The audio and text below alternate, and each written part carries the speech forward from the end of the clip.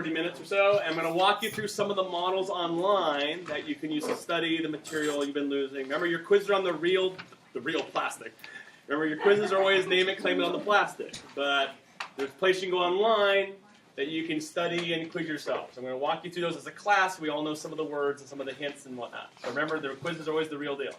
The real fake deal, right? So this is my webpage. Not that again, I'm trying to sell my webpage, but I'm going to use the links I provided. I like those pages myself. Today, can I do a little more? I'm trying not to make it too overly dark. Maybe it's that central one. Too dark? No. Okay, so I'm just going to lab models on the left. The first one, the one I love the best. And this one. And we're going to go to this picture here. So we're going to start naming some external brain structures. So let's start with, someone tell me what a sulci or sulcus is on this picture. A groove, sulc, depression. So any groove anywhere is a sulcus. So what are gyri? A bump. So hill and valley in doctor is gyrus sulcus. But any bump would be a gyrus. Any dip would be a sulcus. Anywhere at all. Then what are the fissures? The big rips, the tears, right? Okay. So then there's some of them you actually have to name. And so what I'm going to do is try to find some pictures of some of these. So we're going to go and go back. So he's got one from the side. You should have one on the, let's do some. All right, so here's, happens to be colored. Great. Let's do some, there's a big groove down the very center that separates into right and left. What would that be? Longitudinal fissure. You want to say sagittal on a bone, but you don't want to say sagittal in the brain. Longitudinal fissure. Then you're going to name this one number 10. What's number 10? Central sulcus, because it's kind of in the middle. I'm not the drunk Roman who named it. But number 10 is central sulcus, and that's important because that separates the red from the blue. Which one's the red one in this case? Frontal lobe, and the blue one is? Yeah, don't memorize the colors. The reason you got to find that one is because you're supposed to be able to name these two bumps specifically. This bump here is which one?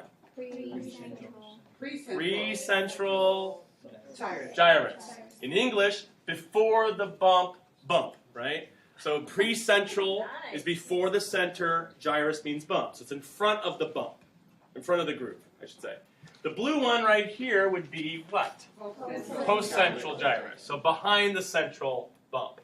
So those ones you have to be able to spot on a model if I had it like that. So the precentral is motor because it's frontal. The blue one is sensory because it's parietal. And that's, remember that schizophrenic picture? That was that. We're looking at those two. So then we have this guy right here. What is that cut? It's the lateral sulcus on the sides, right? The side grooves. Then you're going to name, you can't see it, but there's one between the blue and the green. Some kind of something there. Parieto-occipital. It's one I hardly ever quiz on, but it's one you're supposed to know. Parieto-occipital. Then we have this big, huge cut across here. Transverse cerebral fissure.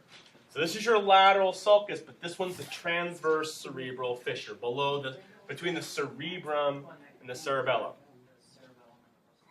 Right. So be careful of those lateral versus transverse. They're not the same. So let's do D. What's the yellow thing? Temporal lobe. Very good. Let's see what else we got now. All right. So then we're going to start breaking into this thing, going a little deeper. Let me see. So again, there's that 1 and 2. That's the precentral in 1, postcentral in 2. All right. Now what we're going to do now, let's go back and try to find this picture here. All right, so we're going to start going, I'm going to skip a little bit, let's go down to the lower part of the brain. We're going to do like in lecture, we're going to start bottom up. So your spinal cord's down there. This bump right here, medulla oblongata, because it's the first bump. D is what? Pons. Okay. Then we have this area kind of where C is, which is neither here nor there. It's kind of here. Midbrain? That's going to be the midbrain, which they put in a brainstem, which is kind of wrong. But that's that mesencephalon. So now we're going to start naming some things. In the mesencephalon, You're going to have big wiring tracts, which are right where the 16 number in the C is. These big lines right there. What are those? Those are the peduncles. Very good. These bumps here, there should be 4 of them. So what's L going to be? Oh, Corpora quadrigemina. Yes, Corpora quadrigemina. And I'll show you a zoom in on that in a minute. So you go up medulla, pons, peduncles, Corpora quadrigemina. And that ends you right in the middle there, which is your diencephalon area. Before we go there, let's go back to B. What's this big B thing? Cerebellum. Cerebellum. Very good. So let's zoom in some more. Okay, I'll have it. So let's do number 10. What is 10? Where is 10? Here's 10. Fornix, very good. Number 8 is something different, which is Corpus Callosum. And those are white matter, right? What does the fornix do? It's some wiring between the two, frankly. Okay. Yeah. A little bit of smell in there, too. Okay, then if you look between 8 and 10, you'll see right here there's a little triangular Ventricle? thing. There would be a ventricle if it was hollow, but there's actually a piece of, quote, fabric in the way. Oh. What do you call that wall between them? Septum pellucidum. So now here's where you have to be careful. If you just see something there physically, that's a septum pellucidum. If you can look and you keep looking and there's a space in there, that's the ventricle. And on most of the models, one side has the septum, the other side has the ventricle in the same spot. Does that make sense? So I'll show you. Let me get a... Wait, I'll turn the lights here. I'm going to use your... Yes, of course not. I need a brain that would show... Where's that underneath paper? Aha! Here. All right, so here's the one that's going to show you vaguely what I mean. Because that quiz question has hurt more people because they have the right place, but they're putting the wrong word. Let me show you. All right, so I'm going to open my brain. I'm going to look. If you look in this picture, it's just like this one. There's a little triangle piece of tissue between 8 and 10. You can't look inside the brain. That's a septum pellucidum. It's a wall. If you look at the one in my left hand, notice how there's a space back in there, right? You can see the ventricle behind the brain. That's because the septum's missing. This one has the wall. This one does not. Same spot. Make sense? So if you can't see in, that's the septum. If you can see in, that's the ventricle. The septum's between the two. So hence, when they cut it, the septum will be separating the two ventricles apart. Does that make sense? Yep. Right, so be careful. Same spot, different thing. There's a wall or not, that's the difference. So that model up there on the screen is showing a septum pellucidum, but not the ventricle which is behind it. Make sense? Yep. Cool. You all nod now, then wait till your exam. All right, so we got it. So what we're going to do now is we're going to look at those ventricles, those spaces. I'm going to shift models here briefly. So we found the fornix. We found that. Let's go to the not there model. Remember, this doesn't exist, right? Okay, so let's look at number 1s. What are 1s? Lateral ventricles. Those are the ventricles in the side of your brains. Okay, so then tell me what this number 3 is. Choroid plexus? It's a choroid plexus. Where would that be? Hanging down from the ventricle. Superior ventricle. Where's your choroid plexus located? Epithalamus. So if you go back to your other model, that little dot there was that dot in the center of the thalamus. And so there's the epithalamus in red. That's the 3rd ventricle. Number 3 is the fluid, the space around the thalamus. So again, you can't see it when you look at the model, but that's the spaces around the thalamus. You have the 2 laterals, and this is the 3rd. Make sense? But what is the white dot? Can you see that again? The dot was, okay, what's the dot? Hold on. Put that in your brain. Visualize that picture, right? Don't move. Okay? That dot is that dot right there. So let me show you a different picture. That dot is that dot there. Oh. That's the thalamus. The thalamus is a dumbbell shape. So in the center of the brain, it's a little circle. And then it gets to be a big balloon on each side. And there's this ring around it. And that's what you see in the third ventricle is the ring around that circle. So would that be a connoisseur? Yes, essentially. Or interthalamic adhesion. Or well. Don't overinterpret it too far. Yeah. So in English, my lateral ventricles are the ones coming at you. They're going to drain into number 3, which is in my diencephalon. How does the fluid get from 1 to 3? Look at number 6. What is number 6, you think? Right here, too? What was it? I heard it. Interventricular foramina, or interventricular foramen. Think of the word, inter between ventricular, ventricle, foramen, hole. So in English, those are the holes that allow the laterals and thirds to communicate with the fluid. So you have the lateral ventricles, 1s. Number 6 is the interventricular foramen. It's the hole that enables it to drain into number 3, third ventricle. Then this long number 5 is a tube or a drain. That's number 5. Cerebral aqueduct to number 4, which is the fourth ventricle, which is down here, which is by the brainstem behind by the cerebellum. So what I'm going to do is I'm going to take this away and go back to the other one and do exactly the same math. I can hear your joy. All right. Where are you getting these pictures? From the Daphne site. Palomar. Palomar.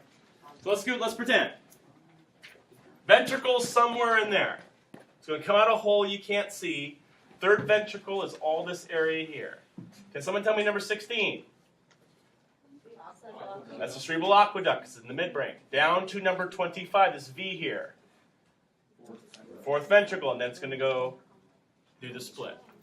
So the laterals you don't see, third aqueduct, fourth. That's the CSF flow on this model. The other one was that. What's the third again? Sorry. Third is basically right here. Makes a ring right there. Okay. Then aqueduct, fourth. Make sense? Okay, I didn't write this. All right. So let's go back. We're going to zoom in now on our diencephalon. We're going to zoom in there. So 14 is the thalamus. 28 is above that, so 28 must be the what? Epithalamus, or I think your lab thinks it's choroid plexus. Cool. So what's 26, Smarties? Hypothalamus. It sure is, because it's below thalamus. Okay, 22 is below that. Pituitary gland. And that white thing which is not labeled is the... Optically? I heard it. Infundibulum. That's the stalk. So thalamus, epithalamus, or choroid plexus, hypothalamus, infundibulum, pituitary gland. On most of the brains, pituitary is missing. But if you see that, you know pituitary and infundibulum. Okay? So then we're going to zoom back to the back here. So let me change this a little bit for you. Hold on just a second.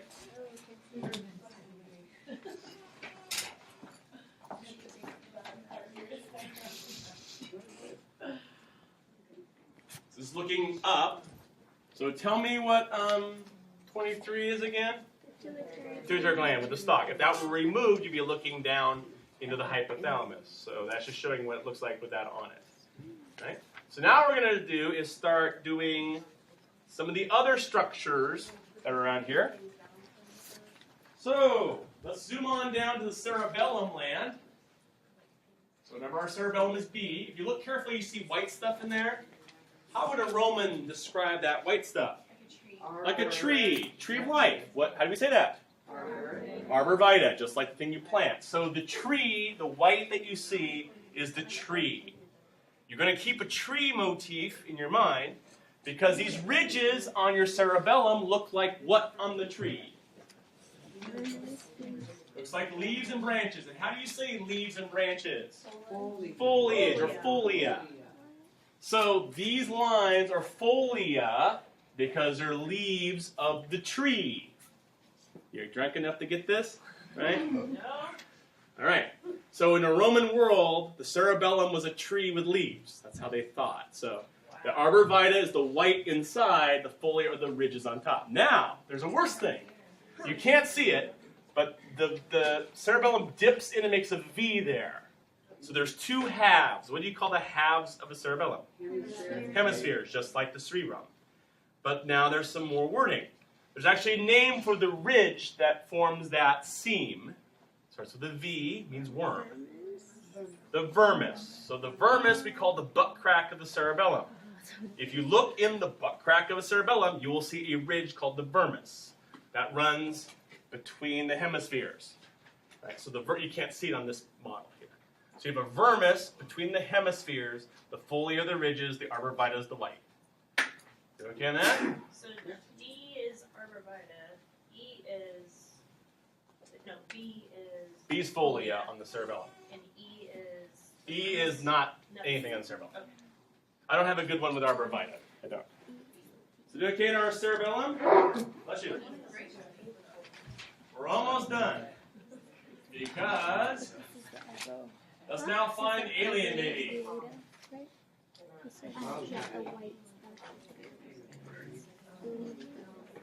Here's the alien baby. This is the diencephalon in one big piece. So to get your bearings, this and this are the thalamus. When you cut the brain, all you see is this part here. That's that circle in the center. But it actually makes like a dumbbell shape, like that. So this is the thalamus. The hypothalamus is where you are here on down. So what you're going to do is start naming the wires, the cranial nerves, as they come out. The trick is, in this piece, you're missing number 1. Number 1 went to your nose way up there. So you're going to start with number 39 in this picture, which is which one? Optic or number 2. And then the rule is you number from nose down, inside out. So 2, 3, there's one on the side, 4. 5 should be this big one on the pons. Number 5 is? Trigeminal. That's the biggest one on the pons. That's your landmark. If you get to 5, you should be there. So 1, 2, 3, 4, 5. And start in the middle again. 6, 7, it's hard to see, 8, 9, 10, 11, 12.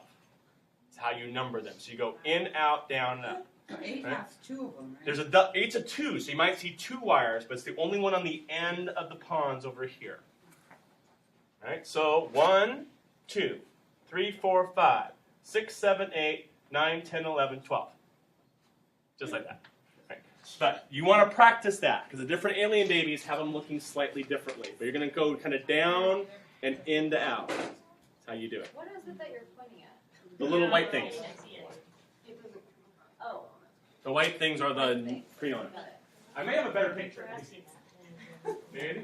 Maybe I don't. You're not much better. This one shows them from the side. Wow. There. I got what I got. So while we're there, alien baby, you turn alien baby around. So the front's behind you. You're looking at the back of the brain. This is thalamus. So here, I want you to notice that there's 1, 2, 3, 4 bumps. So what must 54 be? It has 4 bumps. Trigeminal. What? The corpora quadrumana, that thing in the midbrain, is because there's 4 bumps that comes out. So if you're looking at the back of your brain, that's the corpora quadrigemina. And you have to know the 2 bumps' names. The upper bump is what? On your list. Superior colliculus. Bonus smile. Where's that at? I know it's on there. It's on page 5. So superior colliculus is the upper of the 2. And what do you call the bottom one of that? Inferior colliculus. So the corpora quadrumana has 2 superior colliculi and 2 inferior colliculi, making the 4 total. Then you're going to say, okay, Smarty, what's 53? That's a bump that isn't one of the 4. What is that thing?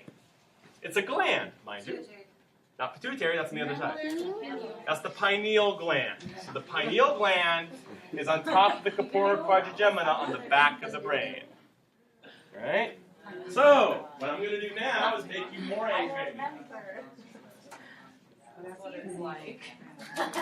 See, I have a question. Yeah. So on our sheet, it says that the corpora quadrigemina Yeah? is in the brainstem. It's not. Okay, so that confuses me. That was just a weird spot. So It's really in the diencephalon? It's in the midbrain, formally. Midbrain? Between. Okay, diencephalon. Okay, so what we're going to do is we're going to do a quick little review using this half model. So I'm just going to point randomly, and you're going to try to figure out what I'm pointing at. Let's see. Let's start with an easy one. That, white bump. Medulla oblongata, the big bump there. Pons, too easy, drill sergeant. This space there. Fourth ventricle, very good. This tube right there. Which one? Cerebral Aqueduct, very good. Now we're going to make it a little harder. This big white line. Corpus Callosum. This right here. Look carefully. Are you saying septum or ventricle? Say septum because there's no hole there. You can't see in. That's the septum pellucidum. The white line here, the arch. Fornix. Okay, so that's red and blue area right there. The Epithalamus would work, or choroid plexus would work. Now I'm going to be a little harder on you. This pink dot here. Very good. Pituitary gland. This pink dot there. Pineal gland. So I'm looking behind your brain. That's what I'm looking. So therefore, these two dots here, which is only half the model. superior and inferior. Good enough. Right. Superior inferior colliculus of the corpora quadrigemina. To be 4, right? Do you get all that? All right. Okay. The bumps here. Folia. Very good. The space full of fluid right here.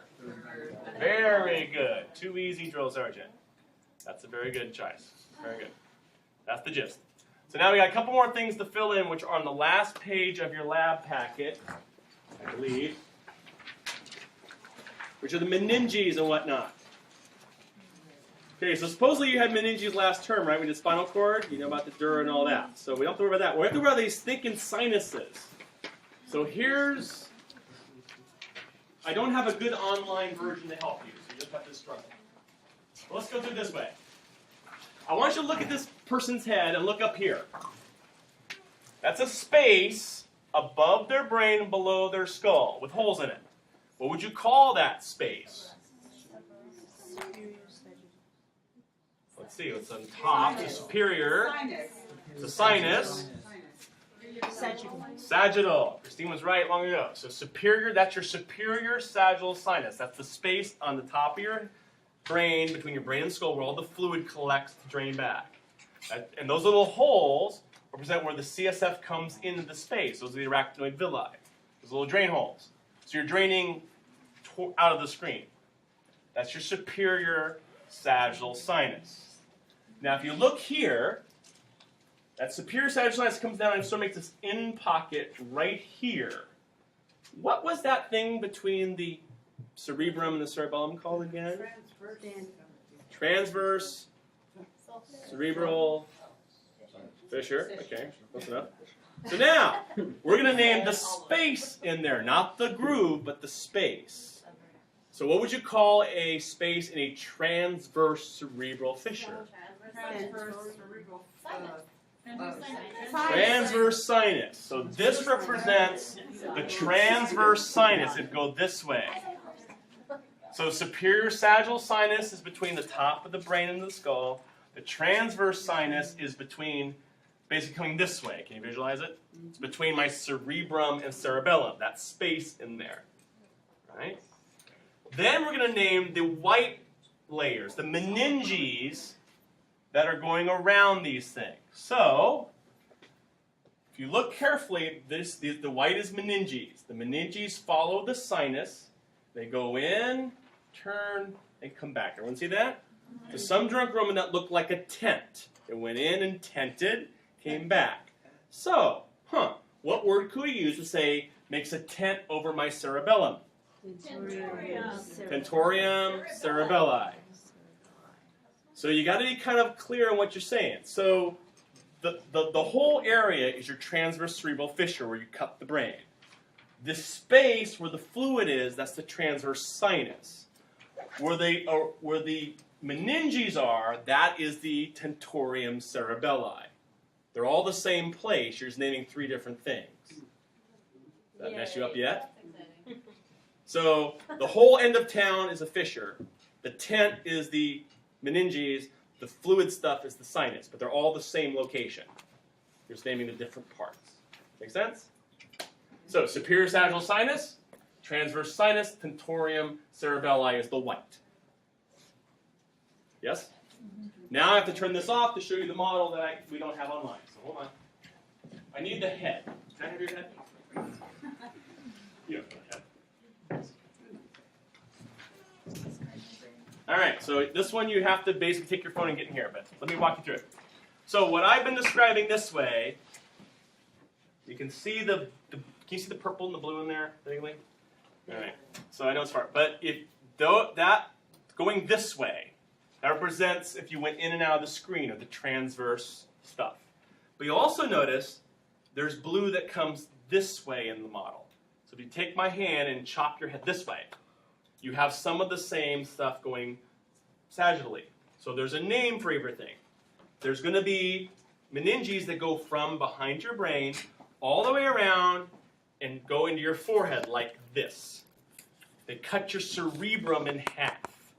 So how would you say cerebrum cutting thing? Glad you asked.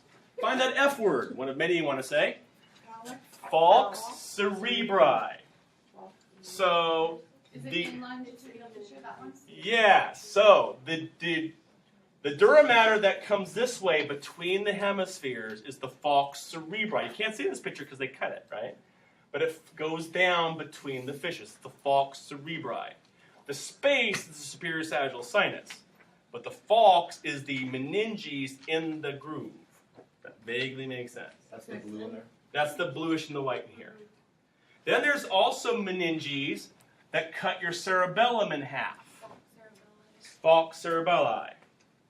So the sort of pervy analogy we biologists use is like a G-string or a thong. It follows the crack. So the falx cerebelli goes on the vermis.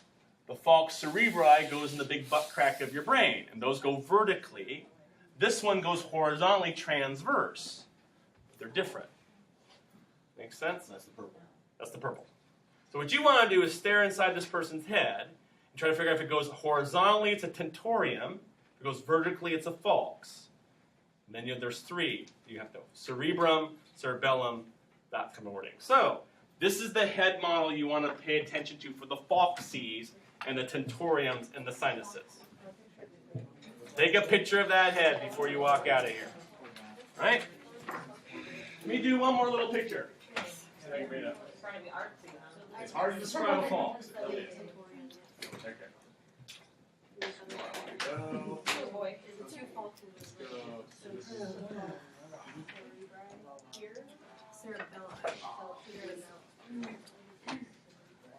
There's 2, but I think I'd like to point out, this is the Houston Community College. It's also on my page. They have a really good one where they labeled it all for you. So let's see if they follow along. Thalamus, 3rd ventricle, aqueduct, 4th ventricle, arbor vitae, right? So they have it pretty well labeled. I'm going to bring up the ventricles for you. Second. So those are your ventricles again. It was Houston, actually. And then I'm going to show you this one. So if I were the falx cerebri, where would I be on this picture if I were a falx cerebri? Thong in the butt, right? Yeah. So you're going to go down the longitudinal fissure with dura mater and form underwear basically down the butt crack. But it's not the groove, that's the longitudinal fissure, but it follows the groove vertically in your head. And the superior sagittal sinus is the space between that and your skull. Make sense? So what's the difference between a groove and One's deeper. Fissure's deeper. They're, Yeah. so one's more superficial, and one's more deep. Well, traditionally fissures are bigger than sulcus, but Okay. that's just the tradition. That's It's, it. Okay. you know, tomato, tomato kind of thing. So it goes down into your brain's butt crack, Yes. but it's everywhere. Yes. Okay. So what it does is it follows the brain and goes in with it, and they just Okay. name that kind of feed. Okay. Right? So let's do this one here then. Smarty. Let's do. Yes, a wedgie is a falx. So, falx cerebri would follow that. Hey, look, a worm in your butt cheeks of a cerebellum. What is that? That's the vermis. That's the butt cheeks of the cerebellum. But there'd be dura mater following that, and that'd be the falx cerebelli.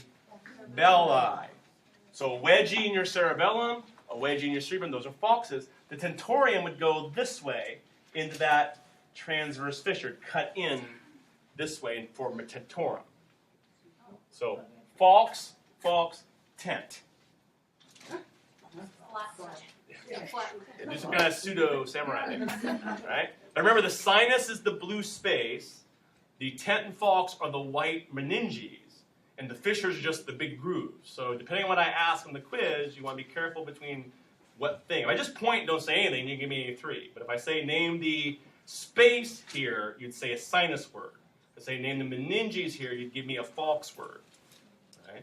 If I say name the groove here, you give me a fissure word. So same place, different word you need to get me there. Make sense? Okay, I'll shut up now. The rest of the time is yours. I want to show you those. Use the rest of your time as you see fit. All these you can link to my page, and there's more. Lab quiz next week. Lecture quiz next week. Welcome to 232.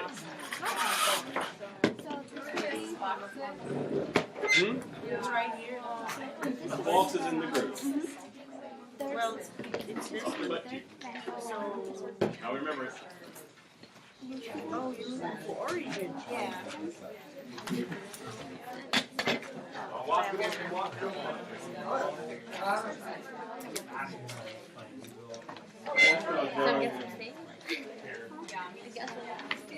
Where I made it all new.